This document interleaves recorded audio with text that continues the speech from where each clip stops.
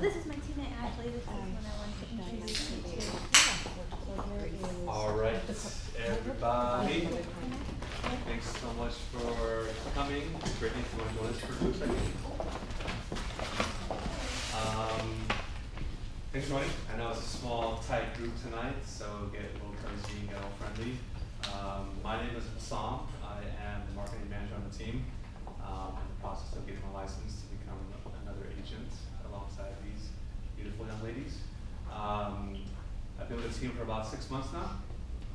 So any questions related to processes or things of that nature, I can definitely be of assistance, event planning, stuff like that. Jenny Locke is our sales manager. I'll let her introduce herself, and we'll go down the line so you guys can be familiar with who we are. Hi everyone, I think I've met almost everyone at our past events. Thanks for coming again, or in the neighborhood as well. Always good to see my neighbors here. And I'm the sales manager here for the team. Thank you so much. I know it's a holiday season and we wanted to do this before the new year just because there might be some certain tax benefits that we can talk about or able to save you some money before we file for taxes for next year. But overall, the main things that we will cover are regarding estate planning and trust, which Ari will talk about more in detail. And we're very excited to have you guys here, and then we look forward to seeing you at our other events too. Yeah, thank you all for coming. Really appreciate the support, and hopefully we'll see you at our next events too. All the fun ones like movie days and happy hours as well. And my name is Ellie. I've been on the team for about over 9 months, and my role is a buyer specialist. Hello everyone, my name is Ashley. I am a buyer's agent here on the team. I've been with the team for a little over 3 months, and a lot of what I focused in and the reason I got into real estate is I do investments out of state. So if you ever want to talk about kind of some interesting ways to use your money not only in the Bay Area, but also out of state, I focus in investing as well. My name is Brittany. I'm an agent on the team as well. I've been on the team for going into my 5th month, and then I also have some experience in mortgage lending as well. Awesome. So quick rundown of today. It'll be real short and sweet. Right after we're done with intros, we'll do a quick raffle. Then I'm going to have Agnes come up and introduce her team. She is a senior partner at New York Life. So she'll talk about her team and what she does and how everyone kind of accompanies that. After that, we'll have a quick introduction to some of what David's going to cover, and then we're going to go into Ari's part as well on the attorney side in regards to legalities around estate planning and stuff like that. Do a Q&A, we'll do a raffle at the end, and then we'll be on our way to talk or answer any questions you guys might have outside of this. Any questions before we get started? Anything specific that you guys want to cover that we can write down here so we don't miss it? You guys came here for a reason. Anything you can think of that you want to make sure we don't miss? So you mentioned living trust. But I saw this. Okay. It's going to be covered. Okay, cool. Awesome. Any questions, feel free to ask at the end, and we'll go from there. We'll do a quick raffle. Then you can pull a name out. We'll do a $25 Pete's gift card for coffee. Or tea. Or tea. Sharon Cow.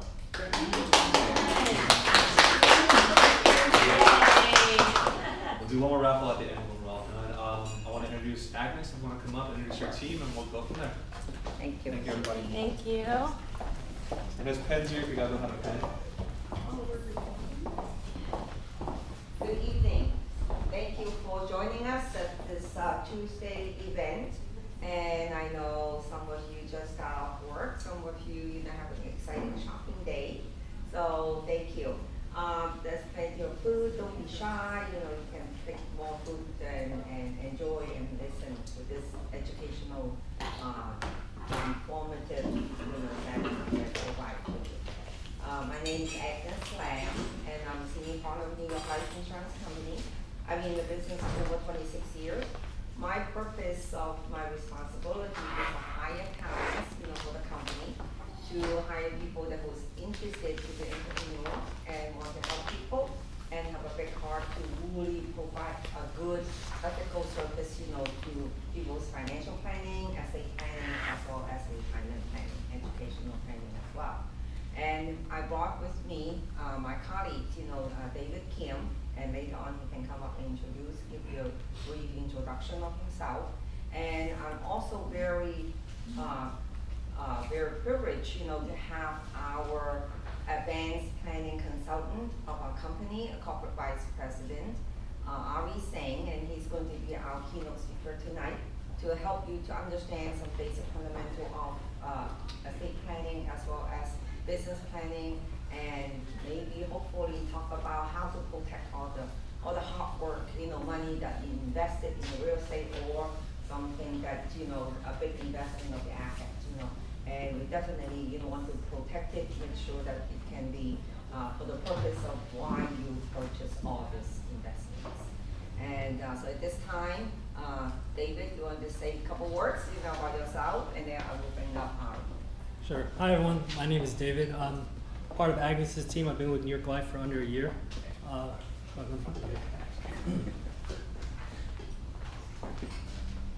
Okay, like I said, I've been with Agnes's team under a year. I'm a licensed agent. I currently help people with financial and business planning. I'm in the process of getting registered, so we help our clients in 3 areas: in personal planning, business, and estate planning. So if you have any questions at the end of the seminar, feel free to talk. So now we're going to bring up our star speaker, Ari Singh.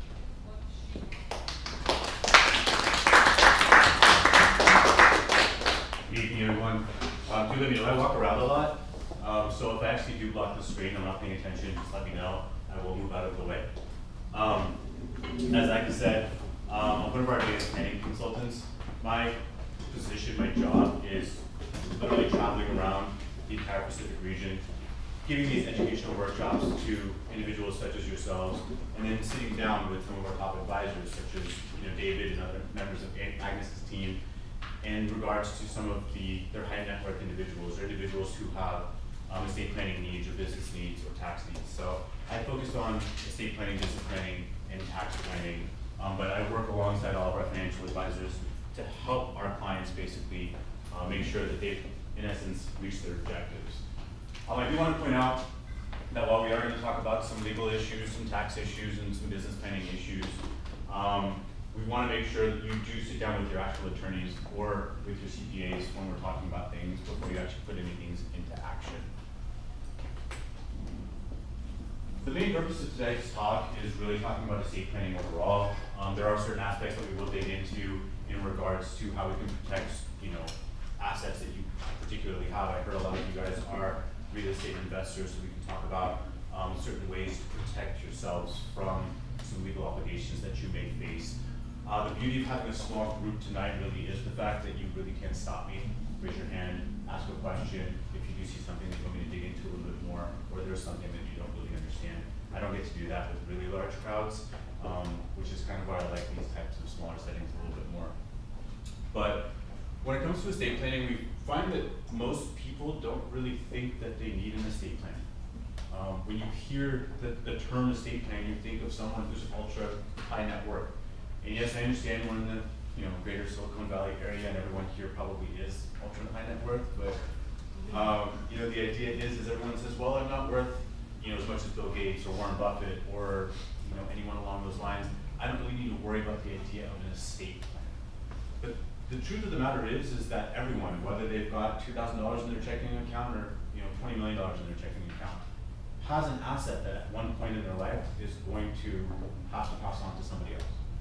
Because truthfully, every asset that we own will one day be passed on to somebody else. We don't have an option in that regard.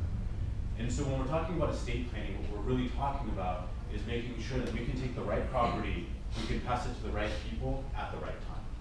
And so tonight's conversation is really going to be about, where people generally make mistakes when it comes to that planning, what we should be looking out for in regards to that, and then as I said, when we're looking at certain aspects of it, such as owning particular properties or how to hold things properly, making sure that we are using the proper legal avenues to take care of that.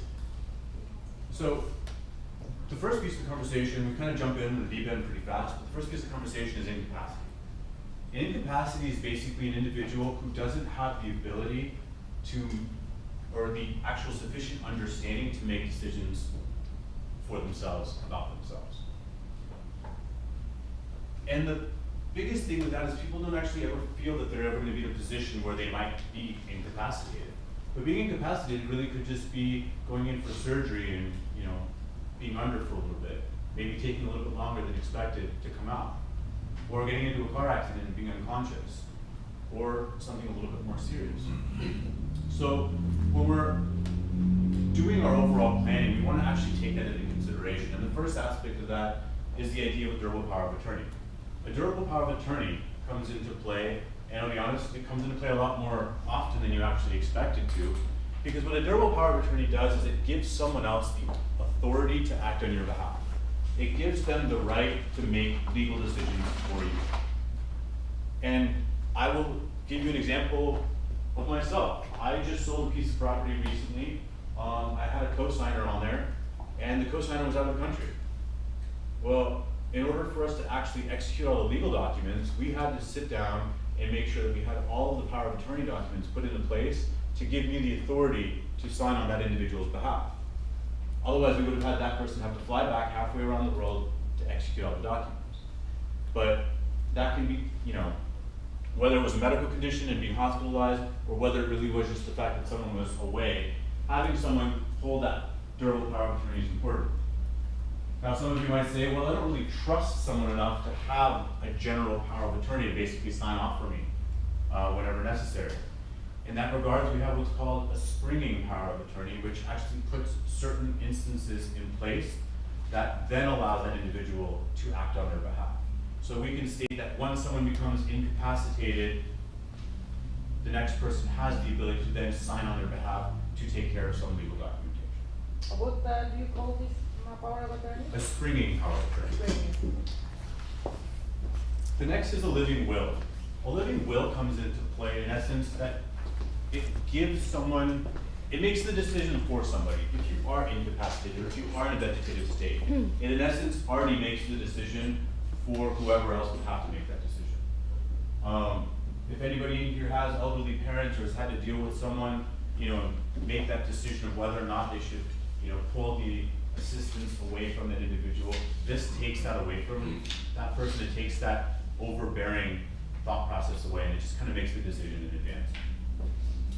The healthcare proxy basically is allowing someone to make healthcare decisions for you when you're in that hospital state. If you are unconscious, you're in essence telling someone, you're actually giving the directive, you're giving the power to make those decisions to a particular person. And then a living trust is that revocable trust. It's having certain assets under a particular umbrella and then allowing for those assets to be placed or to be given to other individuals, either during your lifetime, under certain circumstances, or when you pass away. The next is the actual distribution of assets. You know, I started talking about making sure that we get the right assets to the right people at the right time. So the next question actually becomes, when you actually have to pass your assets to the next generation or to whoever you would like to pass those assets on to, do you want to just pass things on outright? Do you just want to say, here is everything that I own, and then give it to your kids and then allow for them to do with it what you like? Or would you actually like to make sure that you have a little bit more control? You know, a lot of individuals say, well, whatever, they can have it. Other people say, I don't want my kids to get anything. And other people say, I want them to get those assets, but I want to make sure that they don't just blow through it. Some people have young children, and those young children haven't actually grown and matured enough to actually have an understanding of how the financial world works, how certain properties should be held, whether they should be renting these or doing that or doing anything else. So the question becomes, when we're distributing those pieces of property, how exactly do we want to take care of that? Some of the other aspects to take into consideration when we're talking about, you know, outright distributions is that if you actually pass everything outright to your kids, you've opened every asset that you passed on open to the creditors. We live in a world, or we live in a country, I should say, with a divorce rate of over 51%. So you've opened it up to a spouse who might become an ex-spouse and then come after those assets. You've opened it up to certain predators, and predators being individuals who say, well, so-and-so just inherited a bunch of money. Let me go see what I can get out of them. But in essence, you pass those assets on without a layer of protection, and whoever is inheriting those may or may not actually have the ability to combat against it. So the idea is you've worked your entire lifetime, or you're working your entire lifetime right now to build up those assets. It's making sure when those assets are actually passed on to the next generation that they're taken care of as well, and those assets don't just dissipate. The other aspect of it is if we do distribute things outright, it's considered part of your taxable estate. Now, we'll get to estate taxes in a minute. The current exemption is about $11.1 million per person. Sometimes in rooms everybody gawks at that number, and sometimes in rooms everyone's like, oh wow, that's a huge error, or huge issue that I'm gonna have to deal with. Once again, being in this particular area, that number seems kind of normal for everybody. But we wanna make sure that we've actually allocated our assets in particular areas so that an estate tax being, brought in at 40% of all your assets isn't necessarily something that you're gonna have to deal with. So we have to remember that assets that are transferred within a trust are given certain protections from creditors and creditors. When those documents are actually drafted properly, they're actually also able to distribute at certain times, however you'd like to do it. But also, if we are facing an estate tax issue, if we are facing an estate tax concern, you can actually skip generations. And that's really interesting when you've got generation 1 up here that's done really well. Let's say they're worth $100 million. And you got generation 2 over here. Generally speaking, the traditional manner is for generation 1 to pass on to generation 2, and generation 2 to pass on to generation 3. But if generation 1's worth $100 million, and generation 2 has gone out and done really well for themselves, and they're worth $100 million, do we really want to take $100 million, pass it on to generation 2, pay the taxes right there, and then for 2 to pass on to 3, just create a second layer of taxation? Raise your hand if you actually like getting taxed on all your money right now. Anybody? So we actually have, the ability to do what's called, a generation skipping trust. And in that is, we keep those assets in a trust. And in essence, generation 1's asset would skip generation 2, because generation 2 doesn't need it.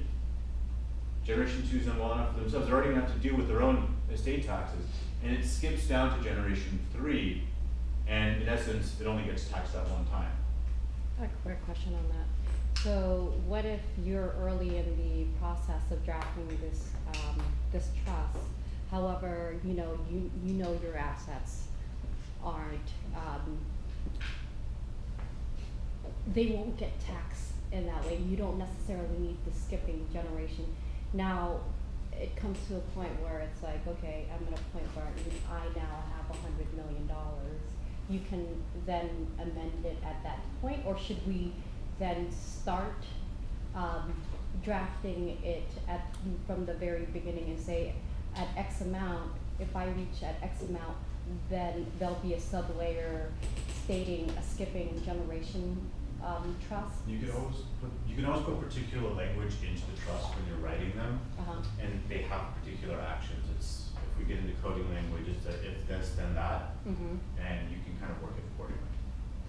And so that's what you would end up doing. So if you were starting it really early, you could put the language in there. Most individuals, when we're talking about the generation skipping aspect of it, are going to be in a position where they're already wealthy enough. Right. Because once you put it into an irrevocable trust, you really do lose the ability to amend certain things. Yeah.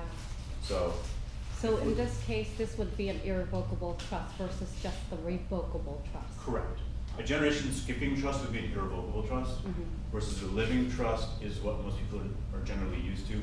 A living trust or a revocable trust, everything that's inside of that trust remains inside of your estate the entire time.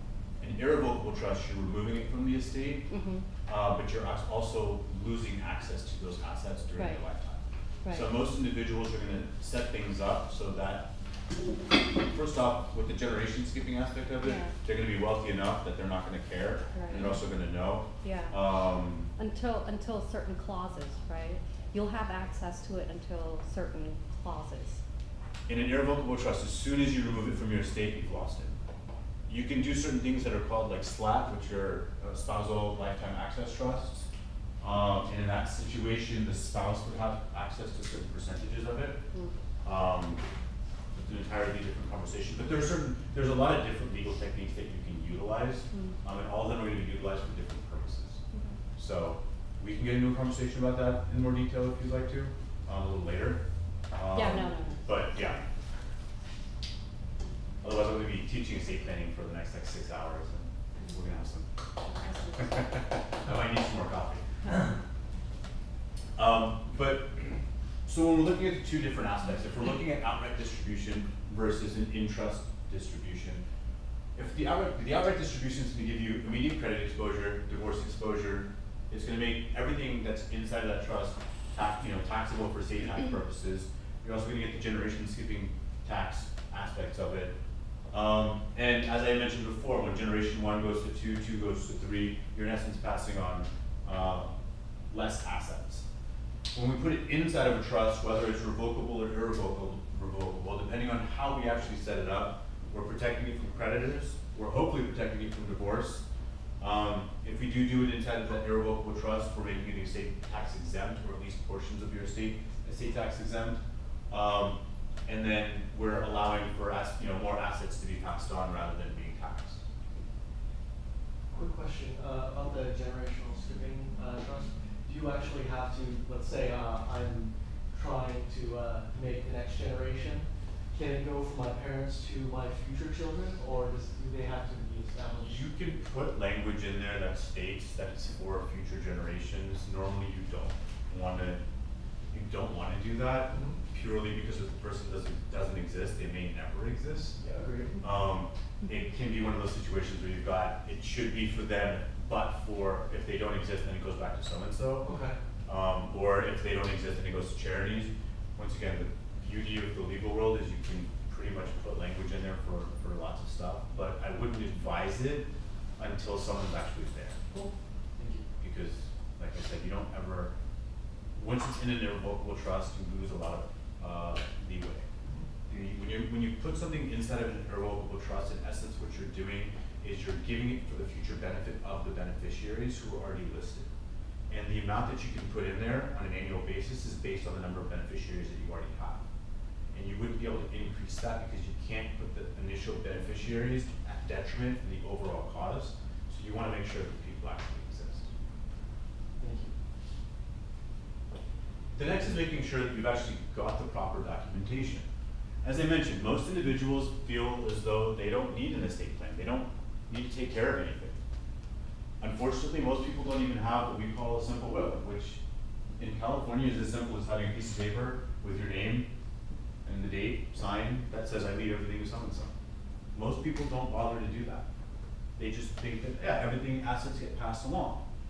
They say, well, I'm not worth this estate tax. People don't worry about the estate tax number because they don't think they have an issue with it. But they tend to forget that they still need to go through, probate to make sure that their kids can get access to their house. I actually was in a client meeting earlier today. The husband lost his wife 4 months ago. His name was not on her bank accounts. He had to go through extra steps. He had to jump through extra loopholes in order to get access to her bank accounts. Now, it wasn't an issue in terms of him needing the money. They're very well to do.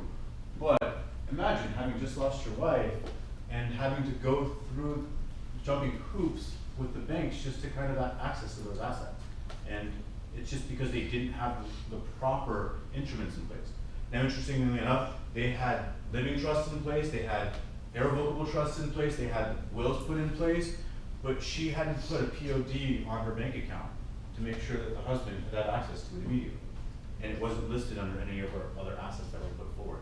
So it's just making sure that we actually are going through and checking off and figuring out what is the most efficient way possible. Now, obviously, we're going to want to make sure that we have everything done properly, but as I said, at the very least, setting up a simple will. The simple will, now, in all of our situations, in all of our stories, the husbands always die first. I don't know what to tell you. I just gave you a real life story where it didn't happen that way, but it's always just kind of the husband dies first, the wife gets to, spend everything else.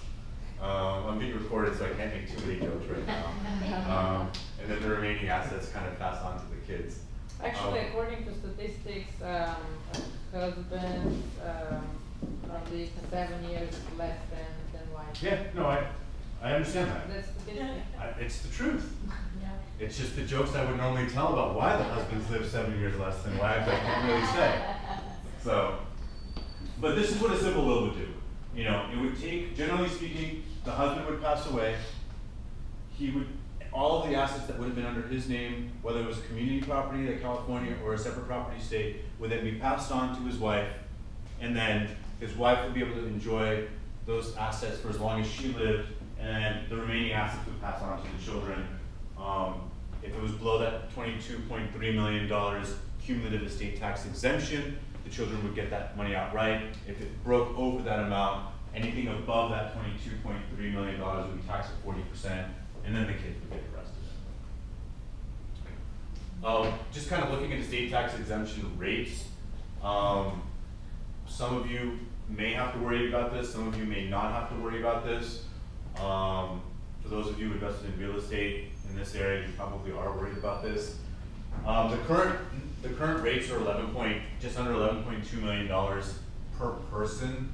On a federal level, you have what is called portability. So, using the example of the individual I met with earlier today, his wife passed away in September.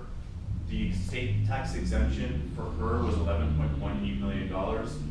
If he passes away 15 years from now, he froze her $11.2 million exemption, and whatever the exemption amount is when he passes away, he has, and they're cumulative, and that can pass on to the next generation.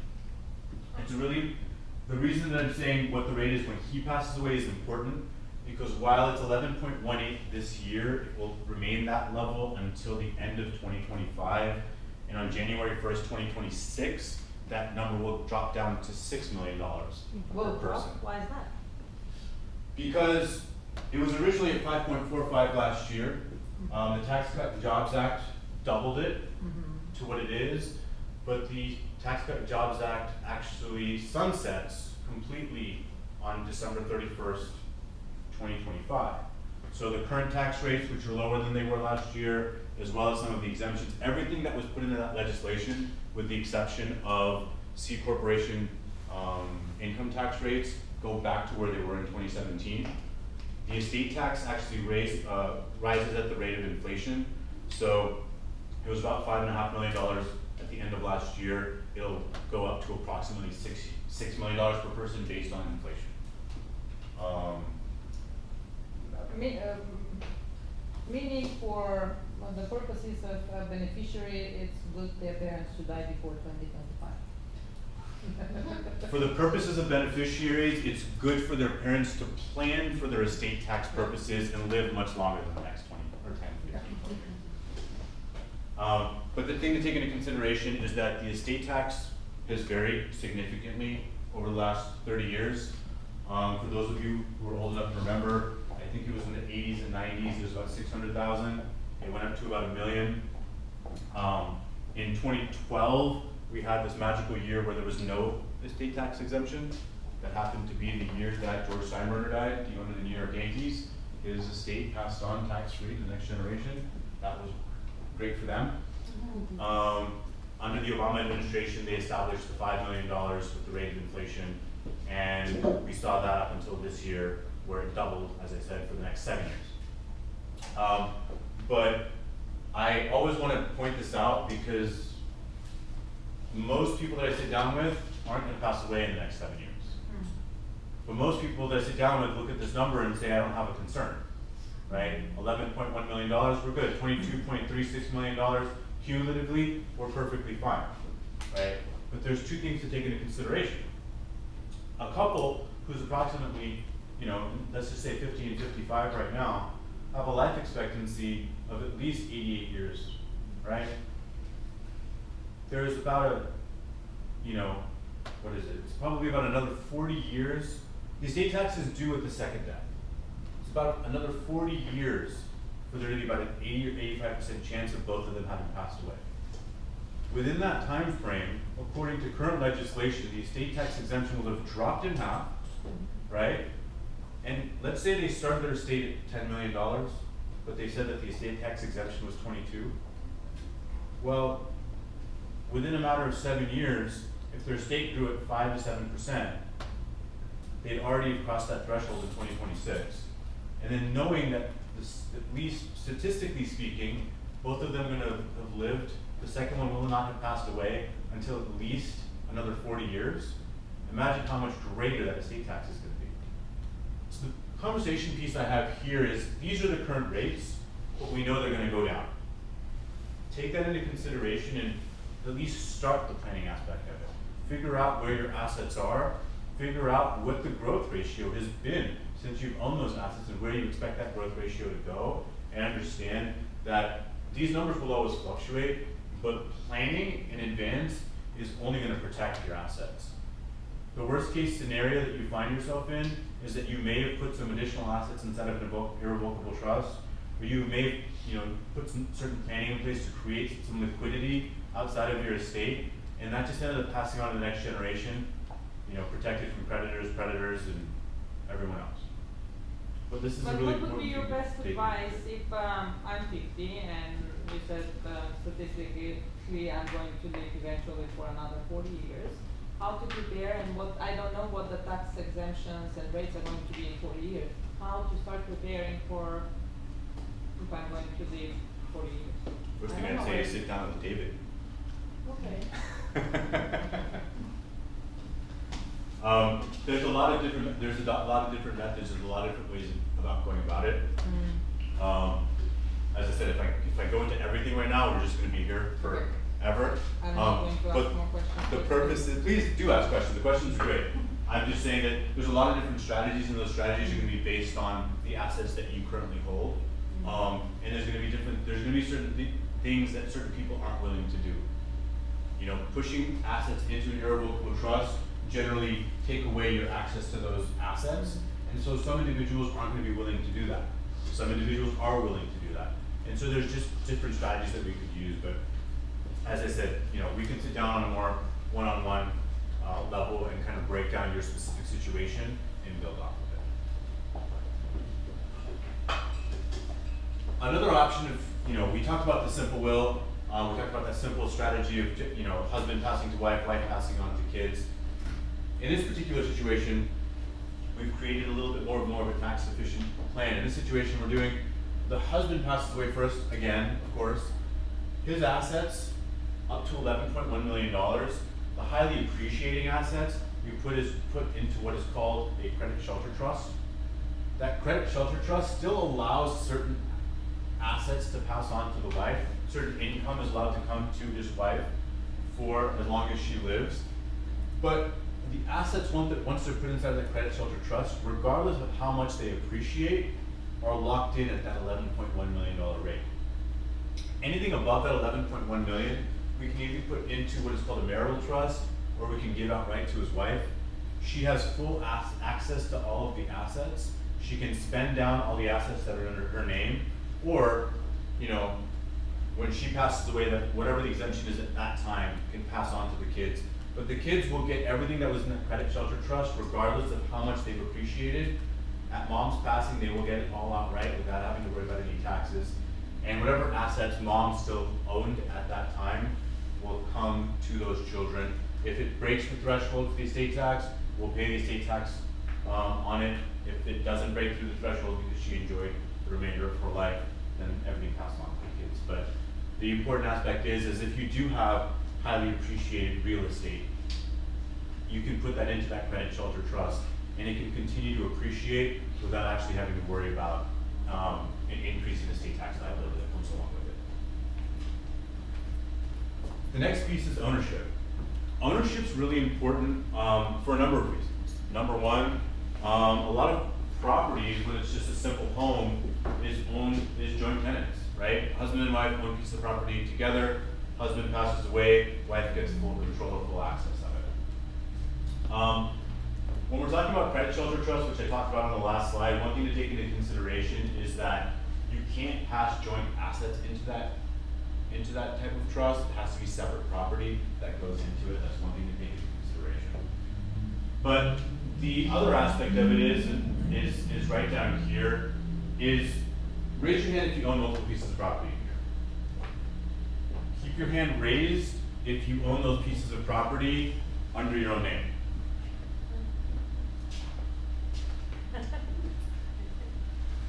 The most important piece of information I give real estate investors is Yeah.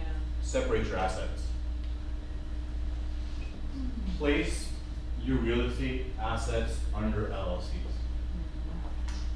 The number one thing someone says to me at that point is, but it's so expensive.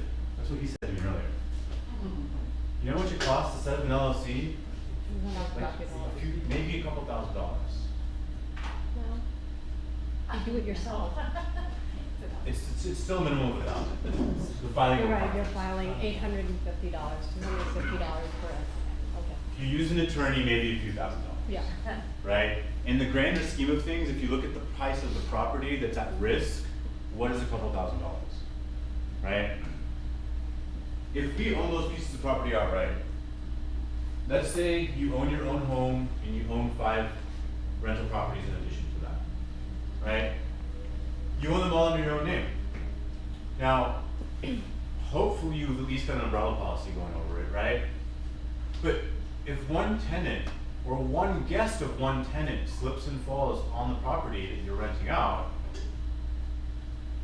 you have the ability to be sued. Now guess what? Because you're showing that you own all of those assets, depending on the severity of the injury of that individual, they can actually come after all of those assets. But if you actually insulate each individual property under its own LLC, under its own kind of umbrella, all they can do is come after that siloed piece of property. Now, are you still putting that piece of property at risk? Yes. But I'd rather put one piece of property at risk than 5 pieces of property at risk. Going to the individuals who are kind of afraid of having too many LLCs, I mentioned this a little bit earlier as well, you can kind of couple a few here and a couple a few there. I've got a few pieces of property in Texas, a few in Indiana, a few in Kentucky. They're all kind of siloed together. I have a few pieces that are commercial property. I put those together. But at the very least, couple them together, but separate them. Because that's going to be a great way to protect yourself. I'm going to talk about it a little bit later, but when we're actually trying to minimize estate tax purposes, having them set up under business entities also makes it a little bit simpler too, because we can pass on shares of those LLCs to other generations to lower your estate tax liability. We are a life insurance company, so I'm going to give a little bit of a life insurance aspect here too, but if you do own life insurance and you do have an estate tax issue, how are your life insurance policies owned? Do you own them outright, or did you put them inside an irrevocable trust? We talk about life insurance being it's income tax free for the following generations, but for individuals who have large estates, we want to make sure to take into consideration that the death benefit, when it's being passed on, is actually included into the estate of those individuals. So if you're worth $10 million and you have a $3 million life insurance policy and the estate tax threshold is 11.1, you just broke that threshold and you're over it by $1.5 million. So we always want to make sure that the ownership is correctly put together as well. Next, tax-free transfers. On an annual basis, Americans have the ability to pass on up to $15,000 to as many people as they like. If Warren Buffett decided to just hand out a bunch of checks to everybody, he could literally write $15,000 checks to every single person in the United States to lower his estate tax liability and not have to pay an extra dime to the government for it. Will he do that? Probably not. But it's a great technique to utilize when we're looking at overall estate taxes. We also, as I said, we have done $11.1 million for estate tax purposes and generation skipping purposes. But the other aspect that a lot of individuals don't take into consideration is that while the estate tax is known as the death tax, and it's this idea that we utilize it at death, you can actually use that number during your lifetime. And that's an important thing to take into consideration, because if we know the estate tax is going to drop down to $6 million in 2026, but we have a $20 million estate, we can utilize that $11 million exemption today and push those assets out. We filed specific paperwork with the IRS, and then when your family actually had to file the estate tax paperwork when you passed away, this would be taken into consideration. So even if that number dropped back down to $1 million or 500,000, you'd have that $11 million exemption protected from today. So that's an important thing to take into consideration. As I mentioned, we want to make sure that we're taking full advantage of the 11.1, but we also want to make sure that we're taking full advantage of that 15,000. You know, how do we take advantage of that? What are the techniques that we can properly use to do that? I'm going to make as many real estate references as I possibly can. So in this particular situation, utilizing that 15,000, the reason I said to set things up under an LLC, or one of the reasons I said set things up under an LLC, is the ability to use what's called either a minority interest discount or a marketability discount. A minority discount, the story is mom and dad own a business. In this situation, let's say the business happens to be a real estate investment business. To keep numbers as simple as I possibly can, I'm going to say that the business is worth $1 million. Now, dad decides that he wants to, or mom and dad decide that they want to start pushing off, gifting away pieces of the business during their lifetime because it's less estate tax liability in the future. Well, what a minority discount allows them to do is, let's say dad takes a 10% interest in that business, right? That would be $100,000 of that $1 million business. Dad's CPA can use this technique called a minority discount, which in essence would discount the value of that 10%. So rather than being a $100,000 gift, would be maybe an $80,000 or $75,000 gift. And the reason that that discount would be given would be that no other individual in the marketplace would be willing to purchase that 10% share from his daughter because they would have such a small interest in that business that they really had no control. So the idea is no one would want to buy that business from the daughter. That 10% isn't enough for them to actually come after. If no one's actually going to be willing to buy it, it's not actually worth the $400,000, so we're going to gift it $75,000. Does that make sense to everybody? I could not. Will you please repeat again? There is a $1 million business. Correct. And the minority discount would be to give less than 10%. So in this, yeah, 100,000? we're gifting off 10%. Up to 10%. Okay. It can be more than that, but obviously Yeah, okay. mom and dad still own 90%. So they'd Okay, still be yeah, yeah. majority holders of the business. Got it. And so the idea here is that no outside buyer would want to buy such a small interest in the business because they would have absolutely no control over that asset. Mm-hmm. And because they would have no control over it, the idea is that no one would want it. Okay. And because no one would want it, the idea is that the daughter couldn't sell it to anybody else. If the daughter couldn't sell it to anybody else, it's in essence a quote-unquote useless piece But of I property. need to put it out so people would see that something, those 10% up for sale. Is that what You don't have to say that. The Oh. idea is you're just gifting it off. Okay. What you're doing is you're gifting it to the next generation, but Okay. you're able to gift it at a lower rate than what it's actually valued at. Okay, value is So it's a 100, it's a $1 million property. Or 80, which is Yeah. 20% below that market value. Exactly. And that we were talking about the 15K, right? Yes. Or 15K. You can use has 15K or nothing you can use the to do with- 11.1. So on an annual basis, you have $15,000 that you can give, Okay, right? So mom and dad can each give $15,000. okay, So in this specific situation, we've got 15,000 and 15,000. That's 30,000 that they can give. okay, Now it's a $100,000 asset Yeah. that they've discounted in this situation to 75,000. Okay. They've used $30,000 from their annual gifting, and that $45,000 in addition to that, they can utilize that lifetime exemption of that $11 million. okay. And who would say how much is the 10% of their business? Who would? Generally speaking, the CPA The would CPA. come up with whatever that whatever that minority Market discount would value be, would be, mhm. and they would file that with the gift tax return with Okay. your taxes at the end of the year.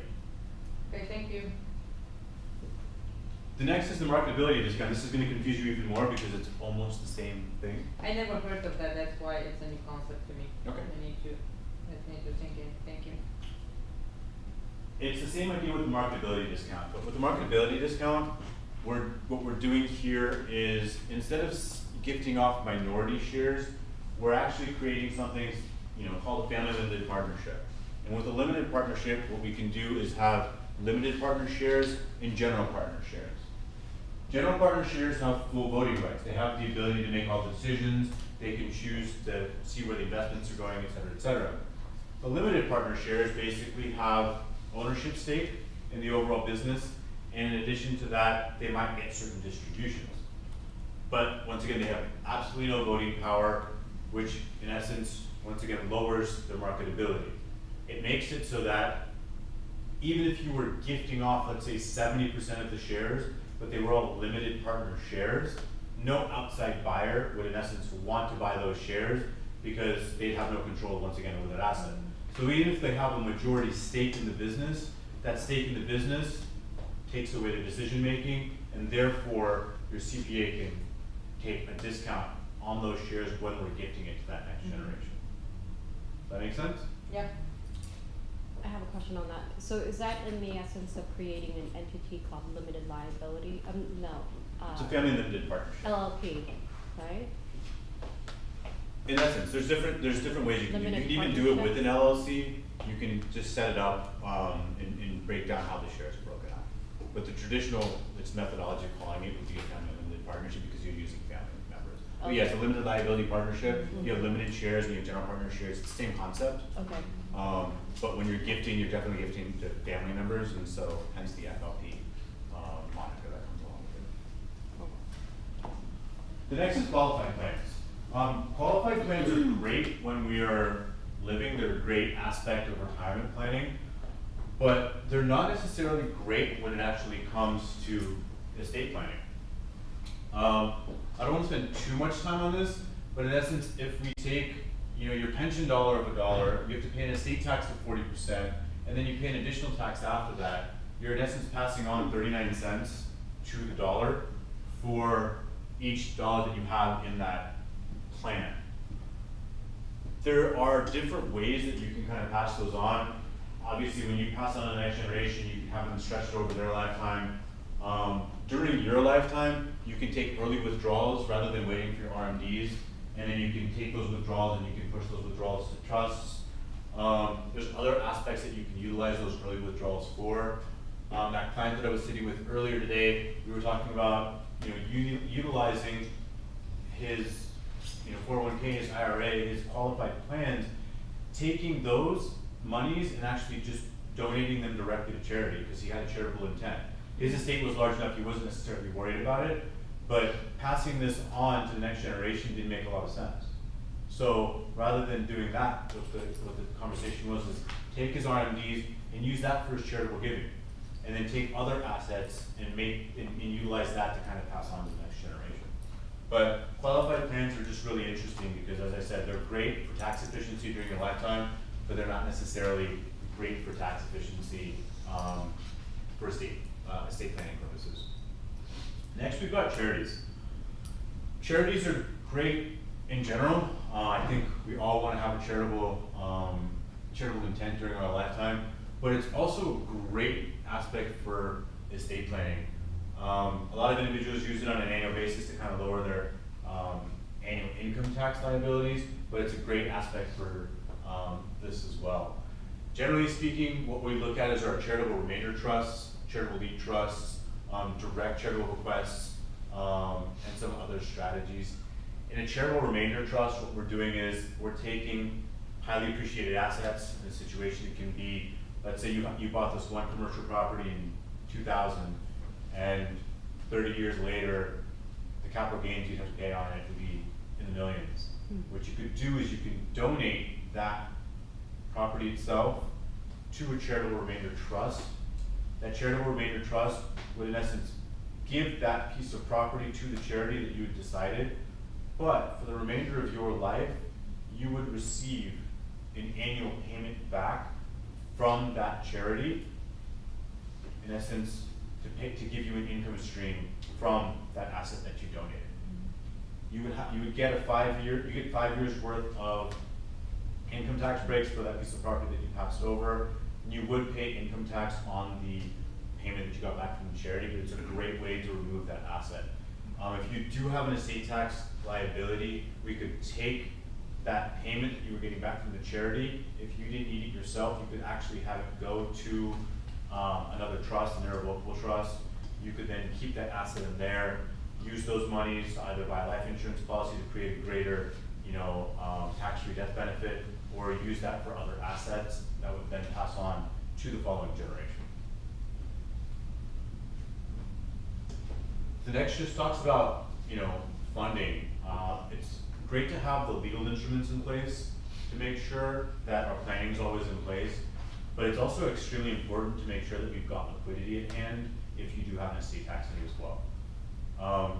I sit down with a lot of individuals who have real estate, they have a lot of marketable securities, they have a lot of assets that are in essence tied up, or if the market drops 2,000 points within a week or two, a good chunk of their assets just drop significantly, or if the real estate market takes a hit, their assets drop significantly. So we always want to make sure that when we're sitting down with those individuals, that if they do have an estate tax need, we've done the proper legal pieces to kind of mitigate those taxes as much as possible, but also realize that the estate tax is due within 9 months of the second spouse passing away. You can negotiate with the IRS, to maybe extend that out to 5 years while paying interest on it, or I think it maxes out at 10 if the IRS deems it sufficient. But you have to prove that you have inadequate liquidity. It also might require you to sell off assets, your heirs to sell off assets that you did want them to hold on to. Maybe it was a piece of property downtown San Francisco that you were just holding off until a sales force came around to buy off for Lord knows how much and build, that crazy looking thing that is up there. Once again, I have to limit my jokes. But making sure that we have enough liquidity in place, we have enough monies in place to actually fund that estate tax. We all want to believe that this is where we are, but most people that we sit down with, a majority of their assets are illiquid. We want to at least have a portion of it be purely liquid for the estate tax purpose. This is just a really complicated graph that I don't really want to get into because it's just going to get a little confusing. But on that one-on-one basis, when you do actually sit down with David and myself and Agnes, kind of realize that, we want to put down an actually in-depth strategy in play that makes it so that we have access to all of our monies for as long as we possibly can. But the money that goes to the IRS is either minimized to the greatest extent, or it doesn't take away from what we're passing on to the next generation. In terms of just overall content, that's kind of all I had for you guys today. The rest is just questions from you guys. Silence is golden right now. Take it. That was a lot of content to try and absorb into it. Yeah. How long did I talk for? About, I don't know, 45 minutes, an hour? Thank you, it was great. But of course, once again, we're always happy to have the opportunity to be in front of you guys. As I said, it'd be great to sit down with David to kind of go into the individual perspectives. We can break down when's a good time, to do certain trust planning, or what kind of planning might come in handy, or what kind of legal instruments, might play out to us and stuff. In general, what would be your best advice to elderly in the area to protect them, not to have the best intention? A lot of them are sitting on a lot of money, but they don't have liquidity. What would be the best advice to them? It depends on how old you mean by the elderly. Are we talking about someone that's 70, 80 people that are not working anymore, that are not making money anymore? But they have an estate, real estate that is worth millions. I would try to find out, is it a singular piece of real estate? Is it that Salesforce building that they happen to own and that's it, and that's going to be worth, a few $1 billion? Or do they own a great, large number of assets some of which maybe this is the right time to sell off a couple pieces of it, redistribute where that money is, and utilize that money to maybe. Let's say they have only one and they live in this particular one. So it's their actual like main residence. I'm never gonna tell them to sell their main residence. I would at least make it so that they were talking to, you know, the heirs of their estate, understanding what the estate tax liability is going to be. The most tax efficient, the most efficient means by which to pay for that estate tax is a life insurance policy. It is going to be sitting there where whether that next generation owns the policy on mom and dad so they get the liquidity to pay it off, or mom and dad set up that outside trust. That's the most tax efficient means by which to do it, and that's actually the least expensive means by which to do it, and it preserves their assets for the longest period of time. If mom and dad are a little too old, or if mom and dad are, you know, not in great health, maybe that's not a particular option, but it's finding means by which to create other assets that we push outside of their estate, whether it's something that the kids are working on, or whether mom and dad are just maybe putting things inside of a trust, or they're using their annual gifting exclusions to just kind of pass cash on to the next generation and, you know, pooling money up as much as possible. But it really, like, once again, it depends on their specific situation. The lawyer in me is always gonna say it depends to everything. Yeah. But it really is on that case by case basis. But making sure that there's some form of liquidity is gonna be the best bet, because when the kids get it, we don't want them to be forced to sell that piece of property. When the kids get it, one of the concerns is gonna be, well, you can take, you know, a loan out against the property. You can do other things, but it's best to try to avoid that, which is why we always say start your planning earlier. You know, we'll sit down with the Silicon Valley crowd in their early 30s who say they're gonna live another 40 years and say, look, you might live another 40 years, but you're already worth $150 million. The estate tax is gonna be there, you know, in some capacity. So it's finding ways to plan accordingly. To further to her question, I'm sorry, what's your name? Susan? Susan's question. Would that, without knowing all the specifics, you know, is a prime example, there's a lot of elder investors in the Bay Area that they've bought some real estate property that has been way, the equity has increased. That value, they're actually not capable, not able to enjoy during their lifetime. But at the end of the day, IRS is going to you know, evaluate their estate at the current fair market value. So you are sitting on a piece of property that right now they really don't have the actual cash or enjoy. It's just the equity build up from $300,000 now was $5 million. But unfortunately, that $5 million is being included in the estate.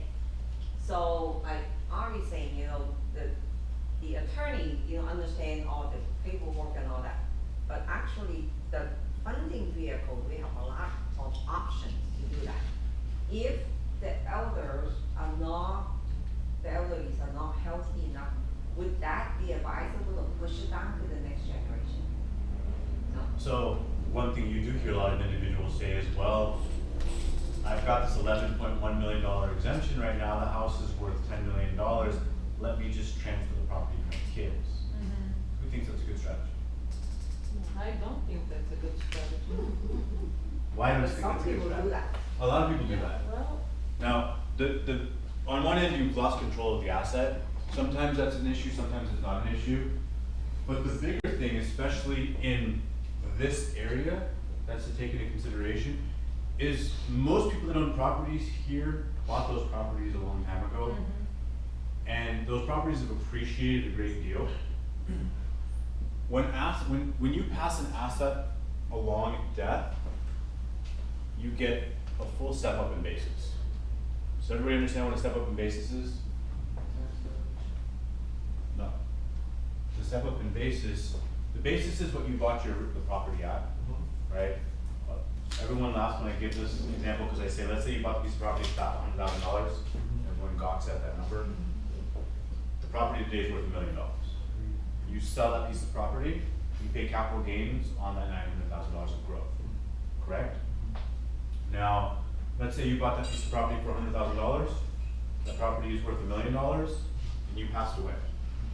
Your kids, let's say your daughter, is now the new owner of that property.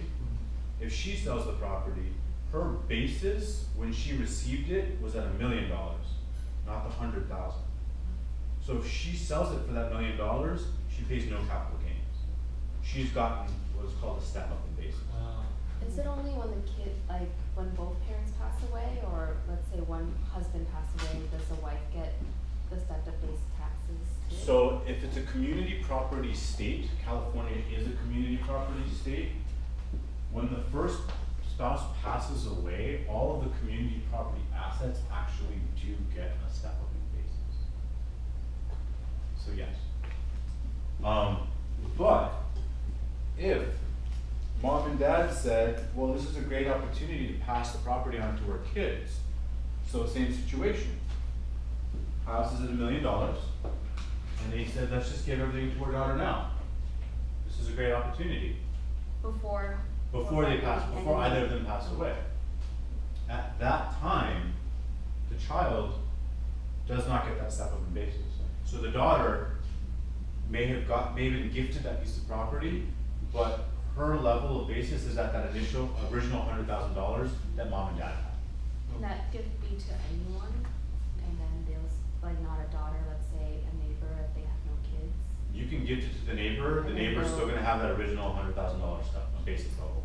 Whoever you gift it to is you're gifting. No, if they passed away, let's say if they do pass away. Yeah, if you passed away and your heir is your neighbor, then that neighbor got that step up in basis. It doesn't matter who the heir is, the heir will always get the step up in basis. Then if only one, let's say, husband passes, the wife will get the stepped up base when she sells. In a community property state. I So just in have to- California, yes. California is a community property state, yes. And if the mom and dad, the situation that, the example that you gave before, they bought the property for $100K and they're still alive and they are gifting that property to the daughter, when she sells, her base is going to be $100K. She's going to pay $900K in She's gonna get capital gain. gains on the 900,000, yeah, Why people do that then? because they're not aware of that. It is a lot. Come to workshop, I guess. Yeah. There's a lot of things that I'm amazed that people aren't necessarily aware of. We are talking about property again. One of the pieces of legislation that passed, as part of the tax Cut and Jobs Act, was they lowered, the mortgage interest deduction that you can take. Right? It dropped from $1 million to $750,000. For a good majority of the country, that doesn't mean anything. They don't really care. If you live in California, it's a huge deal.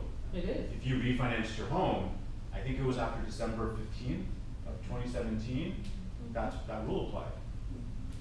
But when I gave that presentation in February, that's another presentation I give a lot, is the tax talk. We gave that presentation, I think, in February or March, and we had mortgage lenders sitting in there, and they were completely unaware of that. And they had hurt certain customers because of it. But it's a lot of times it's just a lack of knowledge. Well, I appreciate your knowledge.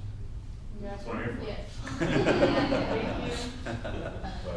But, Any questions for Agnes and David that you guys might have? I don't know what type of questions David will be able to. We are the money makers. So define that. So for example, so let's say the example, 100,000, 900,000 gain, if you give it to your daughter, she sells it today, that she has a capital gain 20% of 900,000.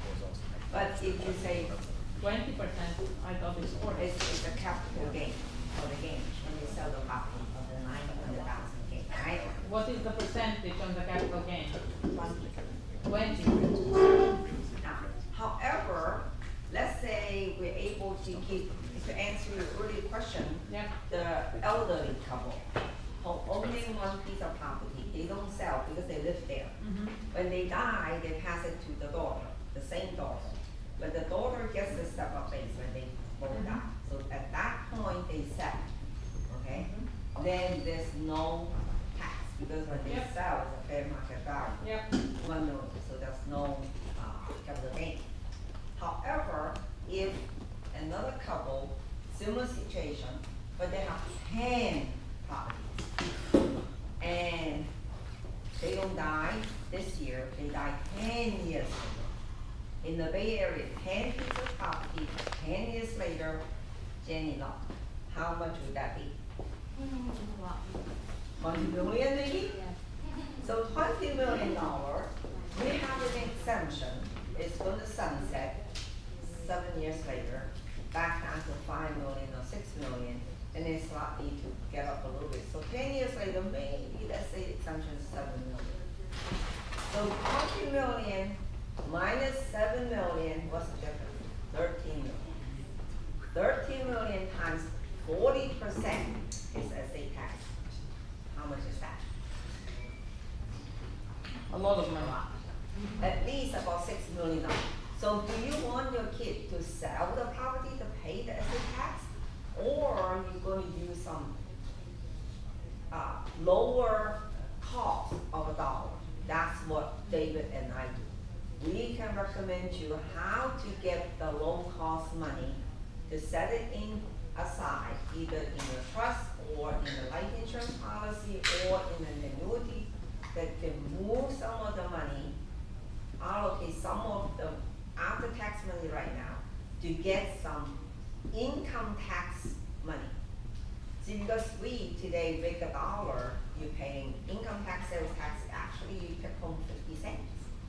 So do you want to get the 50 cents, and then later on, lower in the deflation of the value of the dollar, and then the inflation of the value of the property.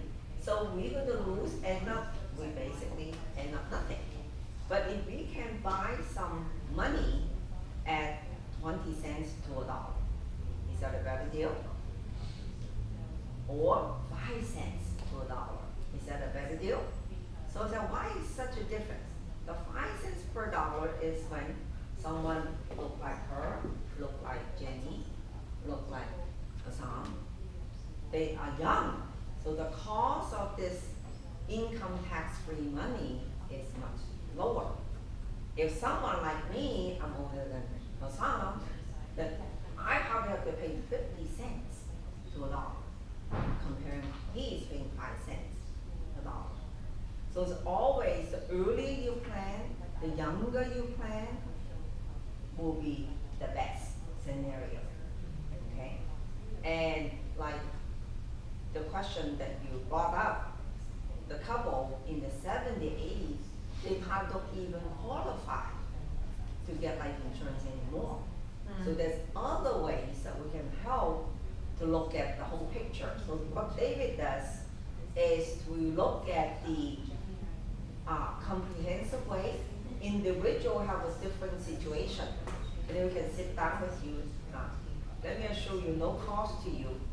Okay, like tonight, all the workshop, Ari sharing all the information with you, no cost to you. Why are we doing that? We want to help you. And then during the planning, when we look at your situation, and then we will make some recommendation which is suitable for your situation. At that time, if you look at some of our solution is suitable for you, then that's the time we will offer you some of our financial product to help you. And at that point, then of course, David will make some compensation, from those plans. We're going to provide all your information to Agnes, so we'll share the information and make sure that your contact information is exchanged. So if there are any questions or follow-ups, they'll be. There is a business card of David, so you can get all of him. And there's evaluation form here. Please fill that out and let us know what kind of information you want to know more. And if you'd like us to contact you with any kind of question that you may want to ask us. And here are some handout for you to bring home. You can read, some of them are a little technical. These are what's a pass, what's a grant, and what is a revocable trust. So these are some basic fundamental education for you, okay? And here also with a brochure talk about, what was in the learn, right? All this theme, learn, right? Talk about that. So, Thank you, Agnes. thank you. Appreciate it. Thanks, Agnes, thanks everyone for coming. Agnes, if you don't mind, pulling the raffle for Oh, sure.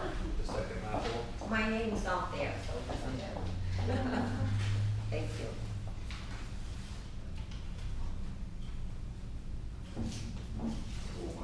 Trisha. Patricia, oh, I can't read. Trisha. Trisha. You won. You want a gift card? Okay, I won. Okay, awesome. Good. Fantastic. Thank you so much. There you go. Thank you so much. Thank you, Of thank course. you. Thank you guys. Thank you. Any questions? We'll be flooding roster in the next 30 minutes or so, cleaning up. So feel free to talk to David, Ari, or Agnes, and our team is here too. Any sales related questions, Jenny can be able to assist, and myself. So thank you. So Appreciate it. also investing in, The water.